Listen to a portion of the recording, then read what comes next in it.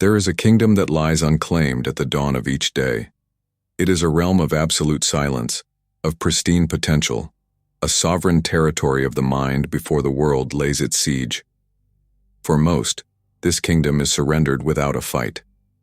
The moment consciousness returns, a hand reaches not for a scepter, but for a glowing screen. With a single swipe, the gates of the citadel are thrown open, and the invading armies of the world rush in. Notifications like catapult stones, emails like poison-tipped arrows, the endless scroll of other people's lives a relentless chattering horde.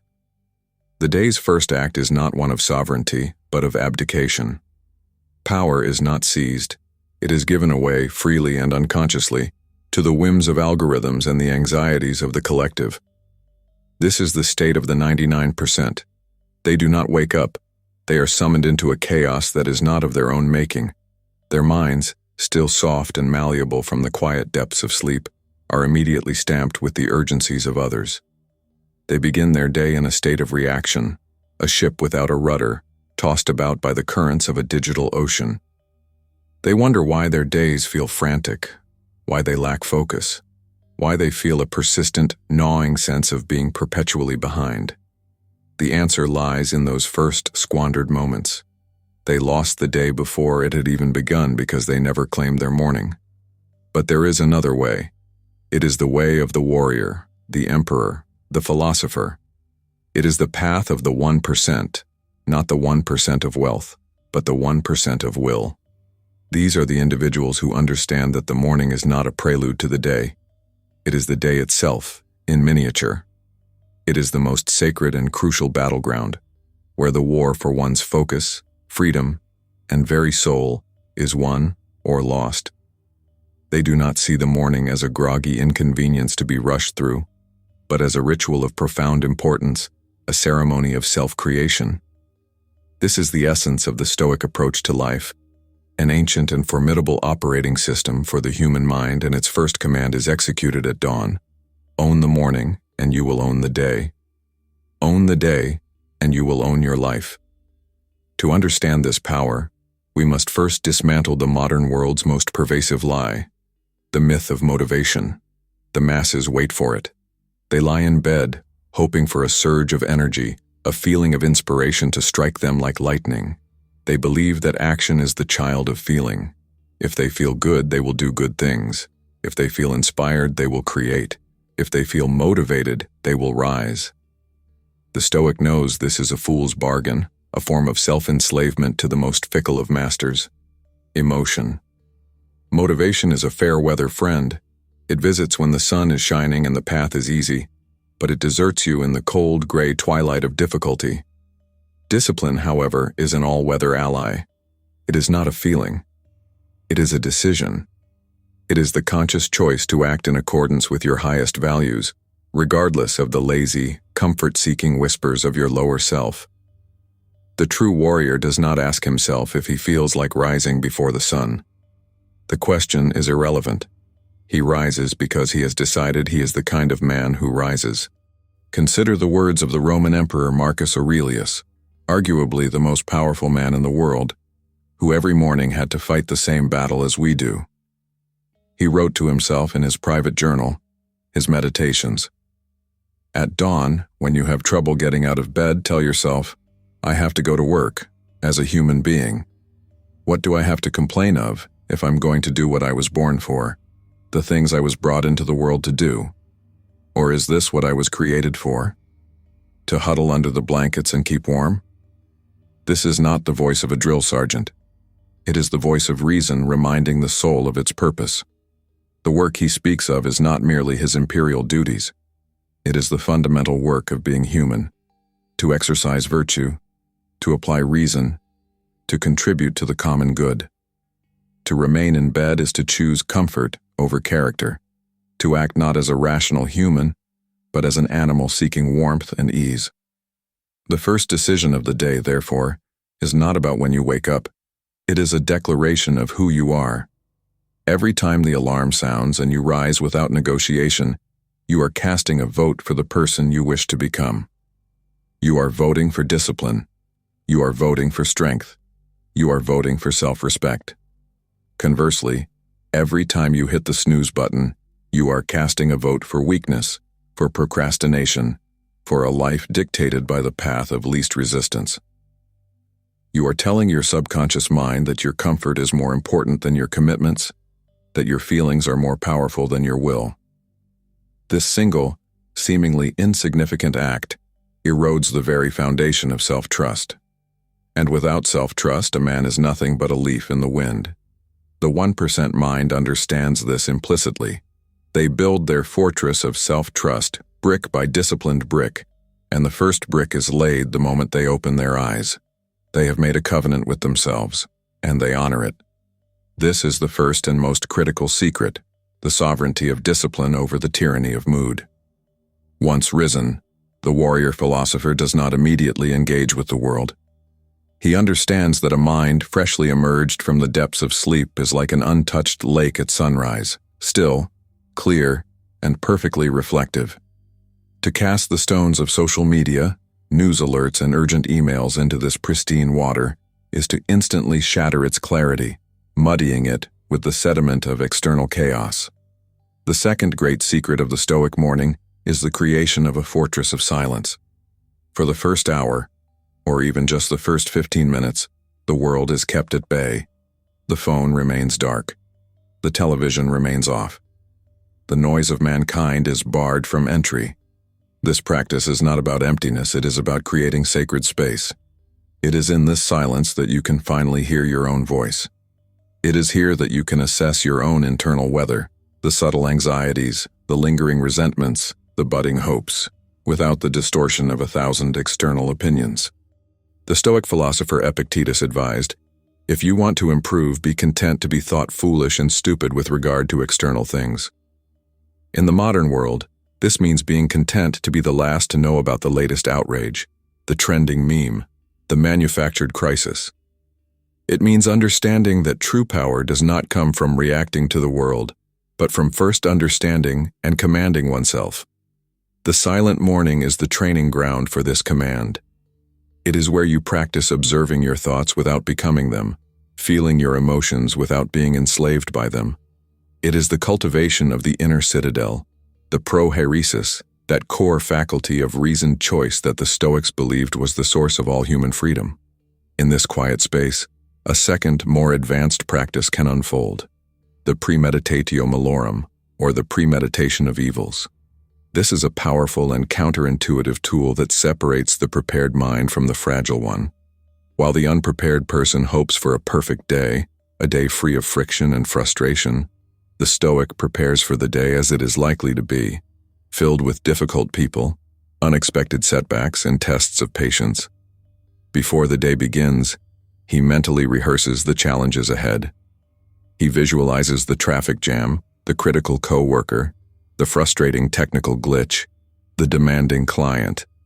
He does not do this to cultivate pessimism, but to build resilience.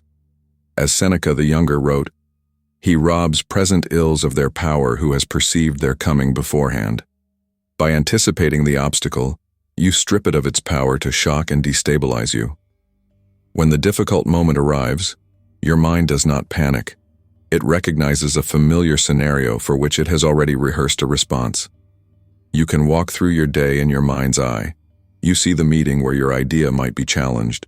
Instead of imagining yourself becoming defensive or flustered, you visualize yourself responding with calm, reasoned logic. You see the long line at the store. Instead of picturing yourself simmering with impatience, you visualize yourself using that moment for quiet reflection, practicing the virtue of patience. You are not predicting the future, you are preparing your character for whatever the future may hold. This practice transforms you from a victim of circumstance into a strategic commander of your inner world. You have faced the day's battles in the safety of your own mind before ever stepping onto the field. This mental preparation is fortified by the fourth secret, anchoring the mind in truth. Every morning, the Stoic reminds himself of his core principles. This is not about chanting empty positive affirmations.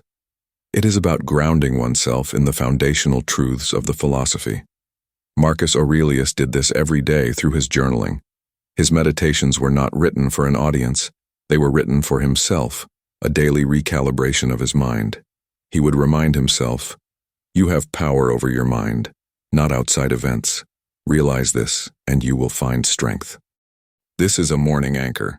It is a single, powerful truth that you return to, a compass that orients your mind before the winds of the world begin to blow. Your anchor could be, "I control only my response, not the event itself." Or, "This day is a gift. I will not waste it in anger or anxiety." Or, "My purpose is to act with virtue, regardless of the outcome." By repeating this anchor, by writing it down, by letting it sink into your consciousness in the morning silence, you are setting the philosophical tone for the entire day. Your identity is fragile upon waking. The world is eager to tell you who you are: a consumer, a competitor, a victim, a bundle of anxieties. Your morning anchor is your chance to tell yourself who you are first. You are a rational being. You are a practitioner of virtue. You are the commander of your inner citadel. With the mind disciplined, clarified, prepared, and anchored, the Stoic turns to the body. The fifth secret is to understand the profound and inseparable link between physical motion and mental fortitude. The body is not a mere vessel to be dragged around by the mind. It is the anvil upon which the will is forged. A Stoic knows that a lethargic body breeds a lethargic mind. Therefore, the first physical act of the day must be one of deliberate, intentional movement. This does not require a grueling 2-hour gym session. It requires as little as 10 minutes of conscious exertion.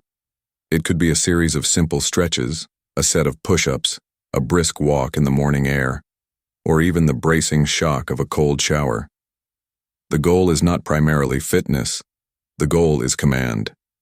With every stretch, with every push, with every shiver from the cold water, you are sending an unequivocal signal to your entire being. We are awake. We are in control. We do not serve comfort. We serve purpose.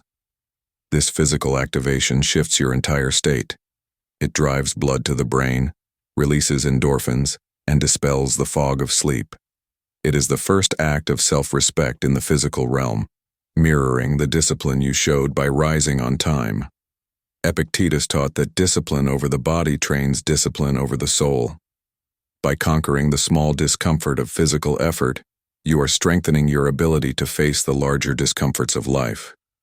You are proving to yourself that you can do hard things. And when you have already won a victory over your own physical inertia before the sun has fully risen, you walk into the world not as someone hoping to survive the day, but as someone who has already begun to conquer it. These individual practices, discipline over mood, the fortress of silence, premeditation of battle, the anchor of truth, and the activation of the body, are not a disconnected checklist. They are a synergistic ritual, a holistic process of forging the self. They culminate in the final and most transformative secret: rehearsing the person you want to be. The ultimate aim of the Stoic morning is not just to have a productive day, but to become a better human being. The 1% do not merely do things in the morning. They focus on who they are becoming. After their period of silence, premeditation, and physical movement, they take a final few moments to visualize their ideal self in action. They don't just think about being patient. They mentally rehearse a scenario where their patience is tested, and they see themselves responding with grace and understanding. They don't just hope for courage. They visualize a moment of fear and see themselves acting in spite of it. They don't just aspire to wisdom. They picture a complex decision and see themselves approaching it with clarity and reason. This is not fantasy. It is a form of deep, intentional training. Neuroscientists call this visualization. The Stoics called it living according to nature, aligning your actions with the highest version of yourself, your guiding reason. By rehearsing these virtues every morning, you are carving new neural pathways. You are making the desired response more automatic, more instinctual. You are not faking it until you make it. You are rehearsing it until you become it. This is the ultimate power of the Stoic morning. It is a daily act of self-sculpting. While the rest of the world is passively consuming, you are actively creating. While they are being shaped by the world, You are shaping yourself to meet the world. You understand, as Seneca did, that life is not short, but that we waste much of it. The Stoic morning is the ultimate reclamation of that wasted time. It is the declaration that your life will not be a series of accidental reactions, but a sequence of intentional actions. It builds a powerful, unshakable foundation. When the chaos of the day inevitably arrives, and it will, you do not meet it with a fragile, unprepared mind. You meet it from a position of strength, anchored in your principles, clear in your purpose, and practiced in your response. You walk into the chaos and remain still at the center. You meet aggression not with reactive anger, but with steadfast strength. You meet fear not with paralysis, but with courageous action. This is not a superpower you are born with.